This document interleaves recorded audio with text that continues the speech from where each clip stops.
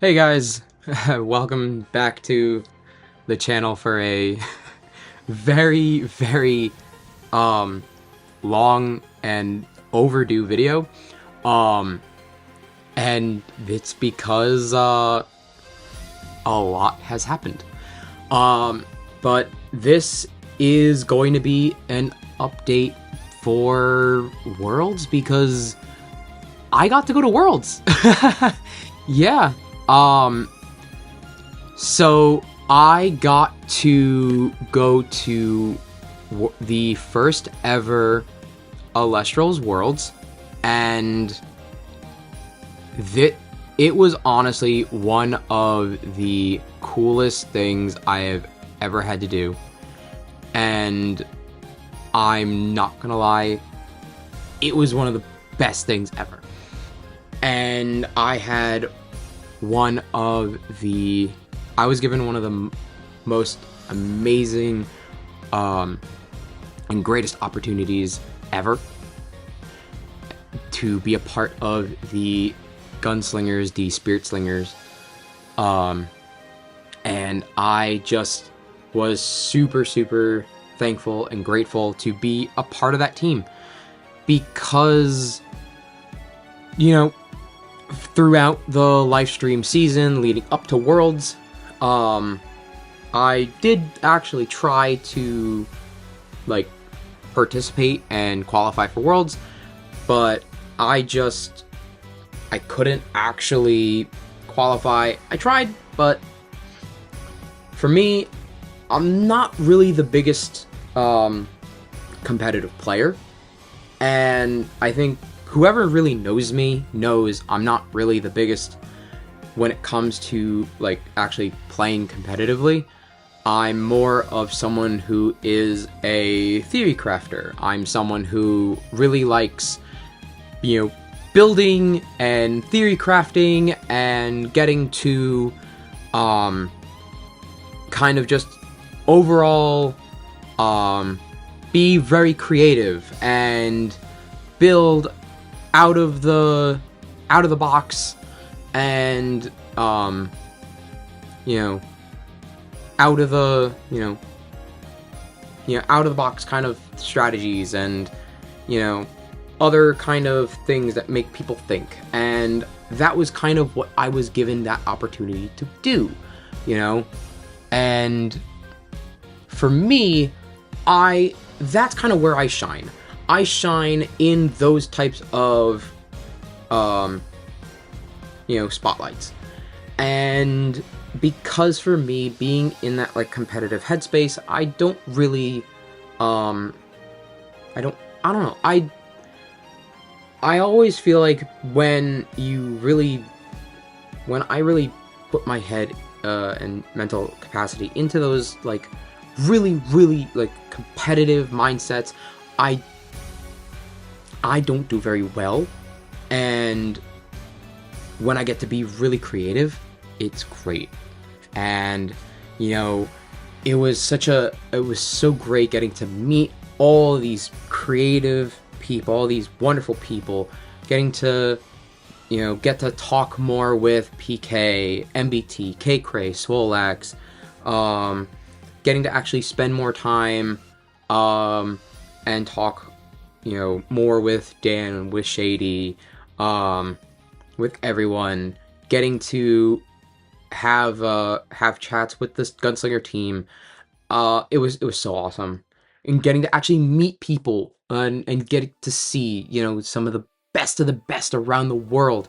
The Lumaroos, the Chicago Eddies. Oh my god, it was fantastic. And it was phenomenal. And just the whole weekend was great. And for me personally, this opportunity, thank you to Hat, to Zero, to everyone who on the Elestrals team who gave me this opportunity to actually get to be a part of the Gunslinger team. I know I've made posts on my Instagram And I know I need to be better about like probably making more videos about this or vlogging, because it's funny, I bring this with me all the time. like I bring something like this with me to try and like maybe record stuff or vlog or try and do something, but I'm so bad at, like, I need to probably get something better to like vlog with. But legitimately, when I'm at an event, my mind is event first. Like, you could see it on my Instagram or my Facebook. I am like, my pictures are like event, and then like near the end I'm just like, oh wait, shoot, I gotta actually take pictures of me with these people. And it's just like, hey, can you take a picture of me with these guys so I can actually remember to take a picture with them? But legitimately, the event was amazing. Getting to see the Awakened demo firsthand. The Awakened demo is going to be amazing. And what they're doing with Elestrals Awakened, it's going to be amazing. That game's going to be coming out hopefully sometime next year, and I hope to be able to, like right now I have a Mac. I hope to probably, if I have to, I'm going to need to bring up from the basement my Windows laptop and, find a alpha key so I can actually start streaming it for you guys, because oh my god, that alpha was so good, and I need to play it. I need to play it and stream it for you guys because it was so good. And I can't wait to when it comes out, full release, because that game, there's so much content that game has that I can't wait for you guys to fully play it. Getting to see Sunstrike early, that was another thing that we got to see. And the quality of Sunstrike is amazing. So that was another thing that I can't wait for. So again, like, there's so many things that getting to see at Worlds was just phenomenal. And I was so happy to be able to have at Worlds and get to see at Worlds and experience at Worlds. Now, to go into like a little bit more detail of some of the things, like maybe for some people, like, what is a gunslinger? A gunslinger is like a person who goes and does a best of one event. So you walk up to someone and challenge them for a best of one game. So we were given 3 elements. We had 8 people, and we were a team of 8 people, and we got to play 3 different elements, and that was pretty fun because we got to build decks, and we were told to be very creative and not to be like super meta, but like we got to at least, be fairly creative with what we had. And the best part is we got to also have Sunstrike in our decks. Something that, originally we were told other people weren't allowed to have. Now, they ended up also allowing people to have as well. They're like, hey, if they pulled it, they're also allowed to have it. And I'm like, I'm fine with that. I don't care. Honestly, I was okay with it. But I looked at it and I'm just like, this is fine. This is great. But essentially, like, you build your deck and you're building it for best of ones. And to be fairly honest, I think the only downside I had with that was the spirit limitation of saying that we had to be as close to 14 or 15 of our spirit of like a specific element. If we were allowed to be at like 13 of our element, I would say the creative freedom that we could have would have been phenomenal. I think we would have been, like, fine. But that's pulling at hairs. Other than that, I think it was perfect. And the level of just, like, creative freedom that we had at what we were building was fine. Because the team itself was, like I said, we were 8 people, we're 8 ambassadors. And what we were 8 ambassadors that either had just barely qualified for Worlds, and we didn't want to participate in the LCQ, not thinking that we were going to do well enough in the LCQ to qualify, or we were going to just, you know, travel to Worlds and just, you know, be there anyway. So either way, you know, we were just going to be there no matter what. And so a good amount of the people that were on this team were really good and really competitive players. And then you had me, who I'm a creative deck builder. I'm a theory crafter. So you had most people with like 6 to, you know, 9 decks. Like maybe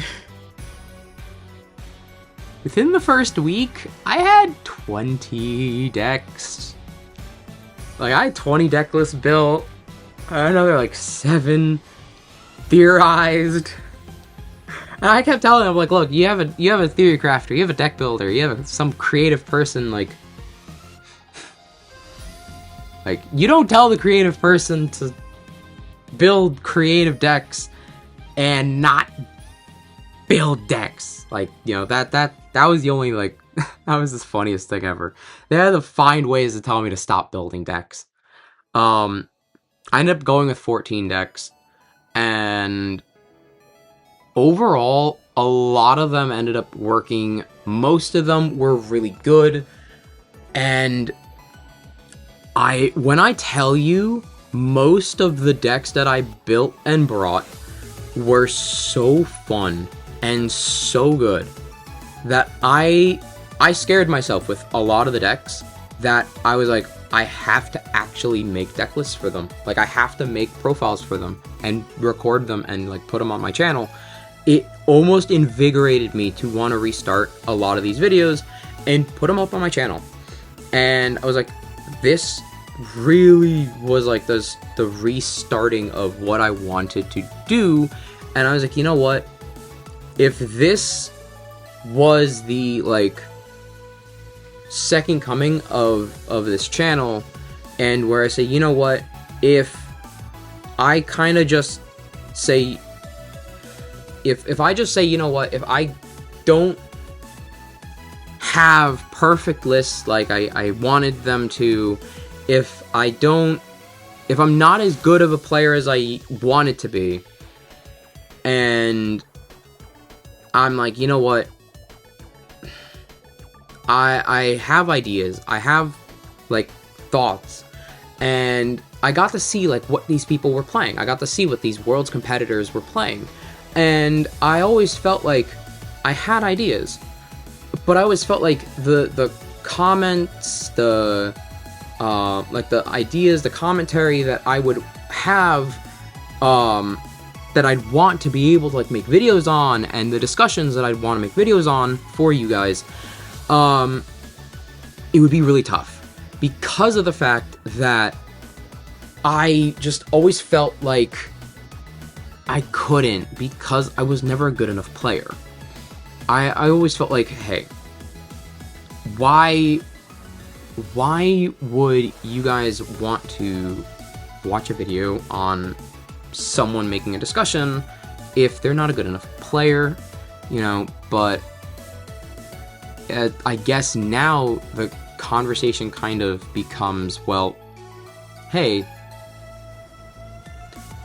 you know, any content in this space is still content in the space to kind of discuss. And, you know, and that was kind of the feeling that I got at Worlds, because that was kind of what everyone there was like, hey, you know, I got to really discuss with everyone there and, you know, talk about it with everyone, and it really was like that open discussion, because one of the things I did really get to hear and I got to see was during day 2, during like I say day 2, it was like during day 1 of the actual event, but I got to see like a lot of the people playing Fish, and this is like the big, one of the big things I wanted to talk about in like a own separate event, or separate video, was like, I got to see a lot of people playing Fish, and Fish ended up getting second at Worlds. And don't be wrong, Fish, very strong, and I'm making this video, to give context, I'm making this video before the ban list. I say before the ban list. The ban list video technically did go up, I just haven't watched it yet. That is the next thing I am recording. But I am, as of recording this, I kept saying that, like, Fish is a really good backbone for Ascension tools.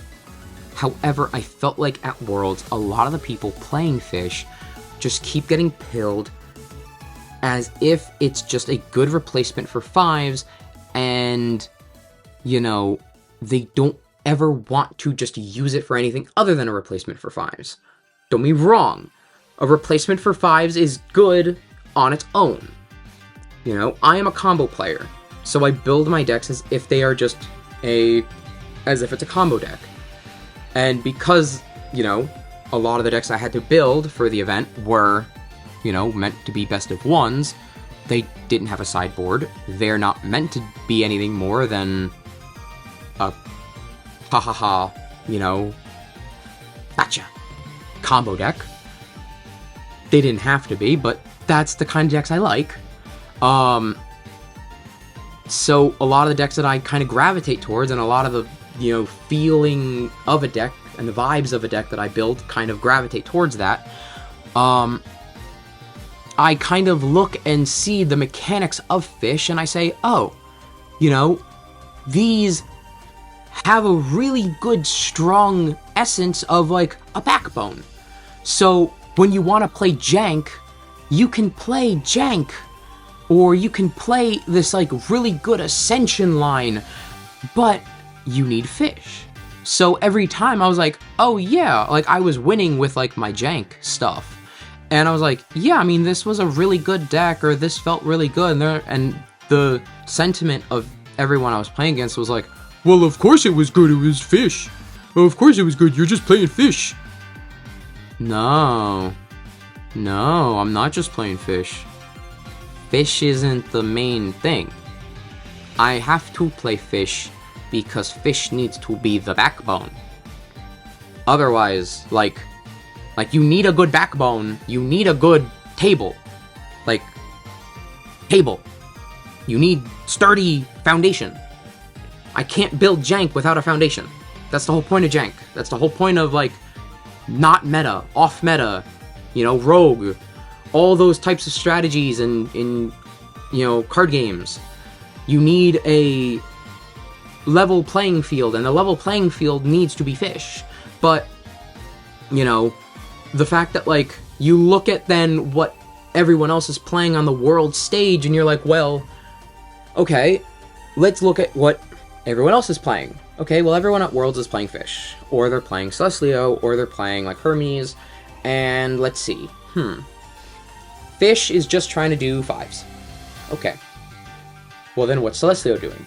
Well, Celestlio is doing the, going a little slower than Fish to then go super fast, and then immediately turbo into something a lot faster. It's like, oh, so they're combo, and they're going unga bunga ooh, like really fast, really like super quick, into something a lot higher, a lot faster stats. And I was like, oh, I noticed that a lot quicker, a lot harder. Like, they're going really fast. Solar's going a lot faster. So I was like, huh, Fish is struggling. against anything and everything that can, you know, stall and ascend higher than the stats of 5. And, I think you might want to rethink the idea of just having it be 5s and 5s only. And the sentiment I kept getting was, you're wrong and you're stupid. And I was like, but are you winning? No. And that was like the comment. And I was like, So that was the thing. I was like, and then it was like, well, but then like, you got the same conversation to the people that were like more open-minded to it, and then they were like, wait a minute, you're right. Because then it's like, well, you want the consistency, but if the consistency is just consistently losing, it's like, yeah, you might want the consistency, but then you get the consistency of losing. So now you have that payoff of like, you get the consistency of consistent early game and then no mid game to late game. Or you have, you know, the, you know, you have less consistency, but a more, you know, potential pop-off of like some half-decent, like really good combo. And that's why they were playing stuff like Curvus, they were playing stuff like, other decent 2-drops. Like, there were, like, I didn't fully get to see, like, what all the fish decks were playing, because I was still doing, you know, I had to do the slingers and everything, but that's what I was noticing was, like, the fish decks, you know, were trying to still just run the basic, beatdown strategy, and it was like, beatdown strategy loses to something, so, you know, maybe don't just rely on beatdown strategy. And I was like, so maybe I could try and actually, you know, make some content off of that. So I was like, okay. And that's the one thing I really did think of, like, okay, maybe from Worlds I can actually start to make some content off of this. So that's kind of what the plan is to actually try and make some more consistent content from this. Is like, you know, even though I'm not the most like competitive player, I do get to still see, you know, I still get to see a lot of, you know, plays. I still get to see a lot of the, you know, meta. I still get to see a lot of stuff because I test. I still get to see stuff because I still try and build jank. I still kind of build off meta things because I still build stuff. So, you know, and a lot of the teammates that I have are competitive players. I mean, there were a lot of my teammates competing in the Worlds over that past weekend. So, like, even though I'm not a part of it, they were. And, you know, I feel like I do know enough to kind of see, like, you know, osmosisly, like, you know, through osmosis enough, like, it's not, like, the right way to put it, but, like, you know, I hope you know what I mean. Like, so, it's one of those, like, I have a basic understanding of it. But either way, like, I'm really looking forward to a lot of what, like, is coming out. Especially, like, a lot of the other stuff that they announced near the end, like, especially during the closing ceremony. The, locals promo stuff, the initiatives for locals, card party, like, those promos, and just, like, a lot of stuff that I know should be coming out in the future. So I think just overall, I'm just looking forward to, like, everything Elestrals coming out in the future. And honestly, I really am just looking forward to being able to make content, and I'm really hoping to try and like be a little bit more consistent, you know, trying to make some stuff in the future as well. But, you know, let's just hope that I can be consistent enough.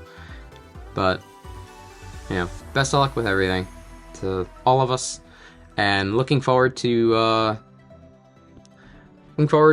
everything going forward. And, you know, if anything, if I'm not part of like a team for next year Worlds, hope to actually compete in Worlds next year. So till next time, guys, see ya.